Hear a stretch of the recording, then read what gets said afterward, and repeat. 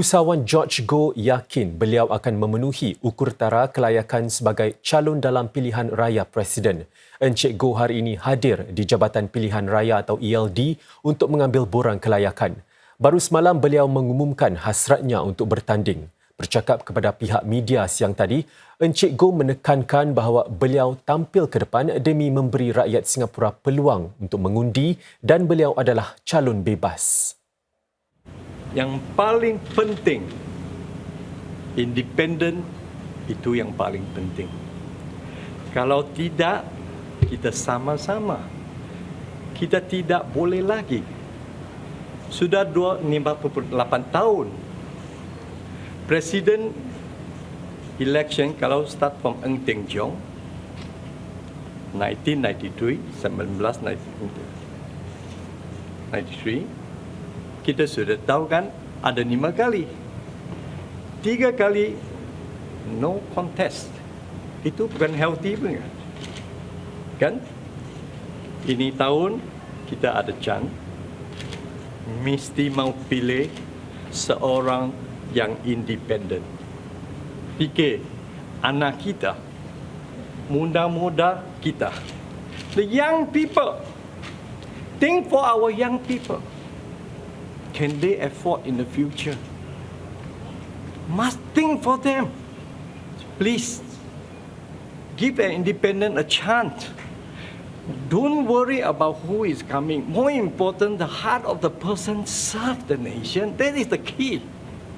It's not about who famous. It doesn't matter at all.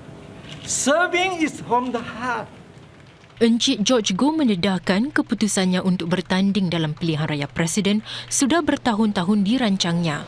Maka itu, sejak tahun 2017, beliau mendapatkan panduan sepasukan karyawan yang termasuk peguam, akauntan dan auditor apabila ukur tara bagi para calon dari sektor privat diperketat. Untuk bertanding dalam pilihan raya Presiden, calon dari sektor privat harus menyandang jawatan selaku ketua eksekutif sesebuah syarikat dengan ekuiti pemegang saham $500 juta atau lebih selama sekurang-kurangnya 3 tahun.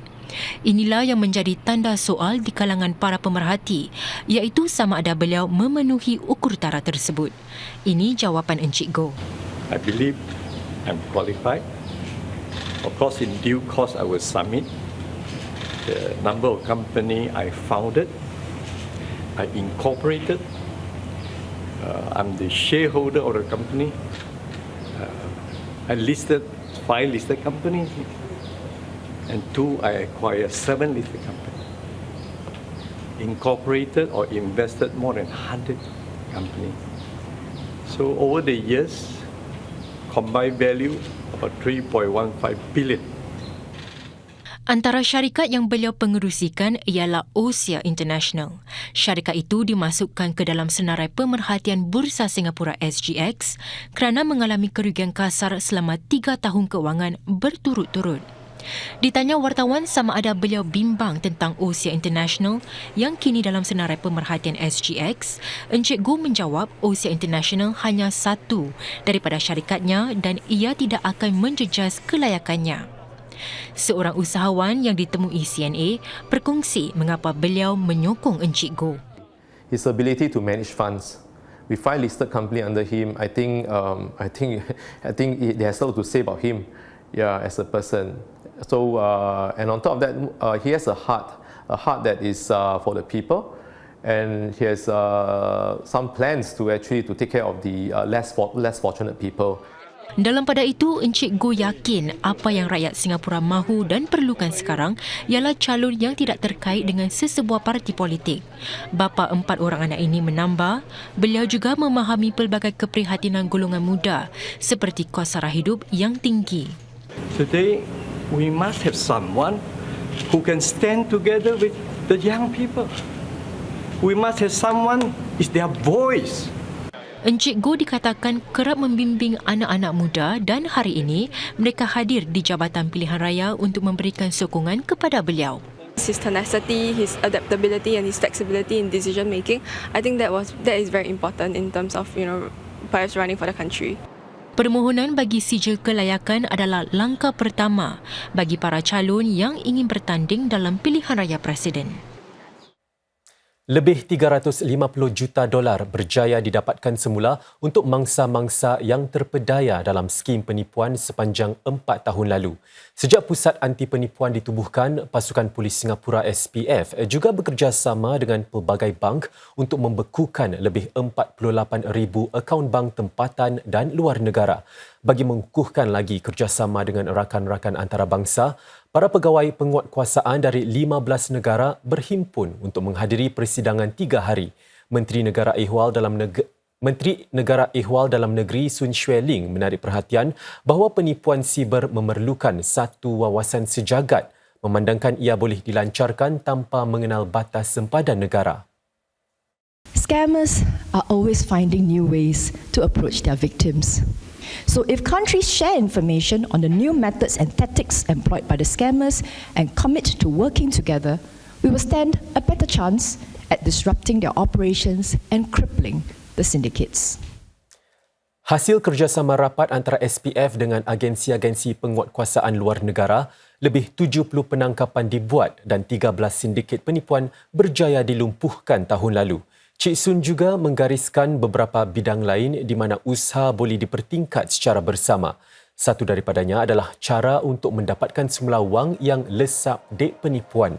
Beliau berkata kaedah menjejak hasil penipuan rentas sempadan boleh ditambah baik, manakala akaun-akaun bank yang digunakan untuk tujuan penipuan boleh dibekukan dengan lebih cepat lagi. Ini selain memanfaatkan teknologi secara lebih berkesan. Sistem pemantauan penipuan misalnya boleh membantu mengesan dengan lebih pantas sebarang urus niaga yang mencurigakan. Selain bekerjasama dengan sektor swasta, perkongsian antarabangsa juga penting untuk meraih sepenuhnya manfaat era digital. Demikian hujah Menteri Perhubungan dan Penerangan Josephine Teo di Forum VC Baru Asia Chai Sin, di mana beliau menggariskan potensi bagi Singapura dan China meningkatkan keterhubungan digital. Singapura, tambah beliau, akan terus menjalin perkongsian berbilang hala yang kukuh menerusi perjanjian perkongsian ekonomi digital demi manfaat sektor perniagaan dan rakyat. We very much welcome China's application to be a member of the DEPA. There are different members in these multilateral groups, but collectively, when we put them all together, they form a strong base of interlocking partnerships. This builds a good foundation for a consistent and resilient approach to governance on cross-border digital issues. Singapura inginkan kerjasama lebih rapat dalam 3 bidang. Antaranya, lebih banyak negara bergabung untuk membangunkan pendekatan yang seimbang dan progresif bagi memanfaatkan sepenuhnya penggunaan kecerdasan buatan atau AI bagi kepentingan awam. Singapura juga ingin memperkukuh aliran data rentas sempadan demi transaksi digital yang lebih lancar. Selain itu, meningkatkan perdagangan digital menerusi piawaian saling boleh kendali yang dapat mengurangkan biaya dan beban pentadbiran ke atas syarikat-syarikat. Next January, Singapore will chair the 4th ASEAN Digital Ministers meeting. Under our chairmanship, we plan to pursue even closer convergence and interoperability in areas like AI governance, cross-border data flows, and cybersecurity. We also look forward to working with ASEAN's dialogue partners in building a sustainable digital future that is open, inclusive, and secure for our ASEAN community. Perdana Menteri Lee Hsien Loong akan menyampaikan ucapan Rapat Umum Hari Kebangsaan 2023 pada Ahad 20 Ogos. Ia akan diadakan di Institut Pendidikan Teknikal ITE College Tengah di Ang Mo Kio. Dianggap sebagai ucapan politik tahunan terpenting, PM Lee lazimnya menyentuh isu-isu dasar utama semasa rapat umum tersebut. Dalam ucapan tahun lalu, beliau mengumumkan bahawa pelituk tidak lagi diperlukan di kawasan tertutup sedang Singapura melangkah keluar daripada pandemik. PM Lee turut mendedahkan bahawa Singapura bakal memansuhkan Seksyen 377A Kanun Keseksaan, iaitu undang-undang yang diwarisi dari zaman penjajahan yang melarang hubungan seks antara lelaki.